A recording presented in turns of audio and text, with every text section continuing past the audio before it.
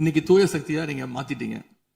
அதனால எங்களுடைய தலைவர் சமீபத்தில் சொன்னாரு, தீர்ந்து போன சக்திகள்கிட்ட திருடுற அளவுக்கு காஞ்சி போன சக்தியா இன்னைக்கு இந்த ஆட்சியாளர்கள் இருக்கிறாங்க. நாங்கள் இந்த 40 நாள்ல கடுமையாக ரிஃபார்ம்ஸ் பண்ணிட்டு இருக்காரு எங்களுடைய முதலமைச்சர். ஒட்டுமொத்த காவல்துறை ரிஃபார்ம்ஸ் ஒர்க் நடந்துட்டு இருக்கு. அதுல சிங்கப்படைன்னு ஒரு கேலி கிண்டல் பேசுற மாதிரி பேசிட்டு இருக்கீங்க.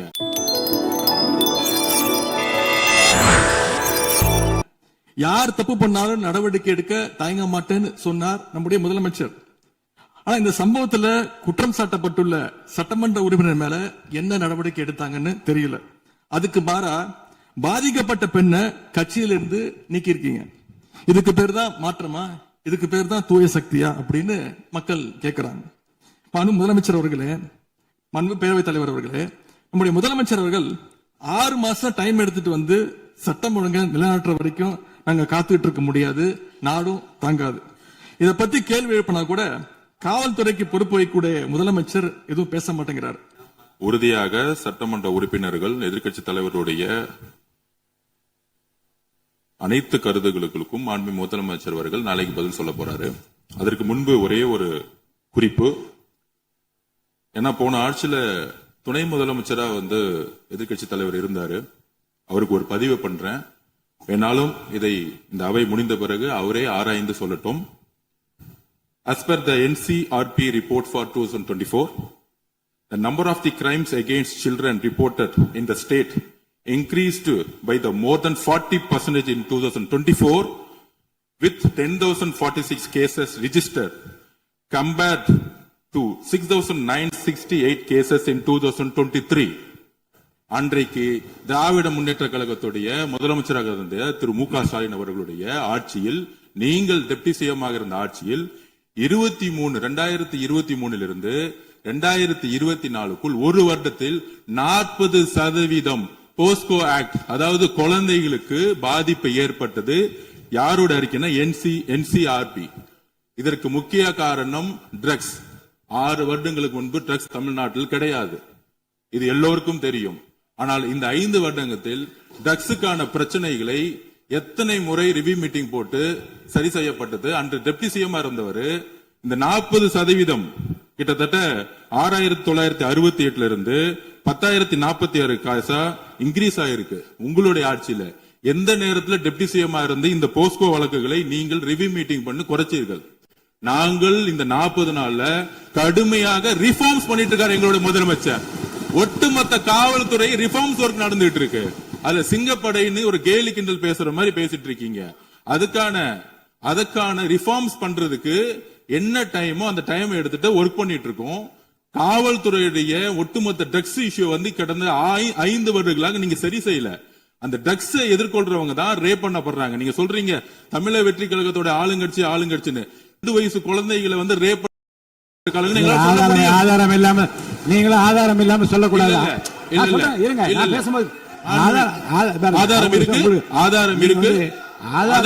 பேரை சொல்லுங்க, ஊரை சொல்லுங்க, எந்த வழக்கு போலீஸ் ஸ்டேஷன் சொல்லுங்க. நீங்க சொல்லக்கூடாது. பேரவைத் தலைவர்களே, ஆதாரத்தை நாளைக்கே நான் சப்மிட் பண்றேன். நாளைக்கே சப்மிட் பண்றோம். அதாவது நாங்கள் பதிவு பண்ணுவது, நாங்கள் என்ன இல்ல நான் பேசி முடிச்சிடுறேன். நான் பேசி முடிச்சிடுறேன். நாங்க பேசி முடிச்சிடுறோம், அதுக்கப்புறம் கருத்து சொல்ல. அதாவது ஒரு கட்சியில நான் பேசி முடிச்சிடுறேன். ஒரு கட்சியில கோடான கோடி மெம்பர்ஸ் இருப்பாங்க. 1 கோடி பேர், அவங்க 2 கோடி பேர் சொல்லுவாங்க. நாங்க அது மாதிரி 1 கோடி பேர் 2 கோடி பேர் சொல்லுவோம். அதுல சில பேர் செய்யக்கூடிய தவறுகளை உடனடியாக கவனித்து வரும் பொழுது யாரெல்லாம் தவறு உடனடியாக கைது செய்யப்பட்டிருக்காங்க.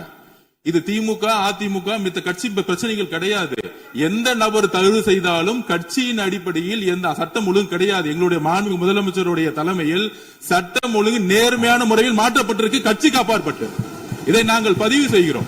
அதனால மாண்புமிகு துணை முதலமைச்சர் அவர்கள் எந்த அளவுக்கு போஸ்கோ கேஸும் ட்ரக்ஸோட இஷ்யூஸும் 2021-26 அதிகமாகிறத உங்களுடைய ஆய்வை நீங்கள் மேற்கொள்ளுங்கள், எழுதி வைத்துக் கொள்ளுங்கள். 6 மாதத்துக்குள் சட்டம் ஒழுங்கு இந்தியாவில் எந்த அளவிற்கு ஒரு உதாரணமாக இருக்குமோ, பெண் பாதுகாப்புக்கும் குழந்தைகள் பாதுகாப்புக்கும் ஒரு நேர்மையான ஆட்சியை எங்கள் தலைவர் கொடுப்பாருங்க. நாங்கள் பதிவு பண்ணோம்.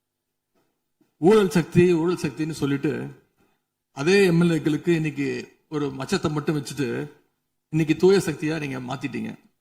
அதனால எங்களுடைய தலைவர் சமீபத்தில் சொன்னாரு, தீர்ந்து போன சக்திகள்கிட்ட திருடுற அளவுக்கு காஞ்சி போன சக்தியா இன்னைக்கு இந்த ஆட்சியாளர்கள் இருக்கிறாங்க. ஆகவே இந்த குற்றச்சாட்டுகளுக்கு முதலமைச்சர் அவர்கள் தன்னுடைய பதில் உரையில அவர் விளக்கம் அளிப்பார்னு நாங்க நம்புறோம். முக்கியமா இந்த ஆள் பிடிக்கிற வேலையை நிப்பாட்டிட்டு இனியாவது ஆட்சி நிர்வாகத்துல நீங்க கான்சென்ட்ரேட் பண்ணுங்கன்னு உங்களை எல்லாம் கேட்டுக்கிறேன். அன்பு பேரவைத் தலைவர் அவர்களே, உங்களுடைய தேர்தல் முக்கியமான வாக்குறுதிகள் படிச்சு வேலை இல்லாத இளைஞர்கள் அவங்களுக்கு எல்லாம் 4,500 ரூபாய் மாசம் 4,500 ரூபாய் தருவேன்னு சொல்லியிருக்கிறீங்க. அது சீக்கிரம் 6 மாசத்துல கொடுங்க. மகளிருக்கு நீங்க சொன்ன உரிமை தொகை 2,500 ரூபாய் உரிமை தொகை, வருஷத்துக்கு 6 கேஸ் சிலிண்டர், தாய்மாமன் சீர், இதெல்லாம் 6 மாசத்துல கொடுப்பீங்கன்னு நான் நம்புறோம். எல்லாம் எப்படி கொடுக்க போறீங்க அப்படின்னு ஒரு டைம் லைனை முதலமைச்சர் தன்னுடைய பதிலுரையில சொல்லணும்னு கேட்டுக்கிறோம். அதேபோல் சட்டம் ஒழுங்கு சீர்கேடு, மின்வெட்டு, விவசாயிகள் பிரச்சனை ஆகியவற்றில் முதலமைச்சர் அவர்கள் தலையிட்டு உடனடியாக ஒரு தீர்வு காண வேண்டும். ஆளுநர் உரையில இதற்கான விளக்கம் இல்லாததால முதலமைச்சருடைய பதில் உரையாவது இதெல்லாம் இருக்கும்னு நாங்க எதிர்பார்க்கிறோம். இப்ப நான் கேட்டதுக்கெல்லாம் வழக்கம் போல பழக்க தோஷத்துல எல்லாத்துக்குமே திமுக தான் காரணம்னு எங்க மேல பழிய தூக்கி போடாம தப்பிச்சுக்காம தீர்வை நோக்கியதா முதலமைச்சருடைய பதில் இருக்கணும்னு நான் விரும்பி கேட்டுக்கொள்கின்றேன். ஆளுநர் உரையில இருமொழி கொள்கை, மாநில உரிமை, சமூக நீதி, மகளிர் முன்னேற்றம்னு திமுக சொன்னதையே ப்ளூ பிரிண்டா ஃபாலோ பண்ணி இந்த அரசுடைய கொள்கை முடிவுகளா அறிவிச்சிருக்கிறீங்க. இதை நாங்க வரவேற்கிறோம். மற்றபடி ஆளுநர் உரையில தமிழ்நாட்டுடைய வளர்ச்சிக்கான ரோடு மேப் எதுவும் இல்லைன்னு கூறிக்கொண்டு முழுக்க முதலமைச்சருடைய புகழுரையாகத்தான் இந்த ஆளுநரை அமைஞ்சிருக்குன்னு சொல்லி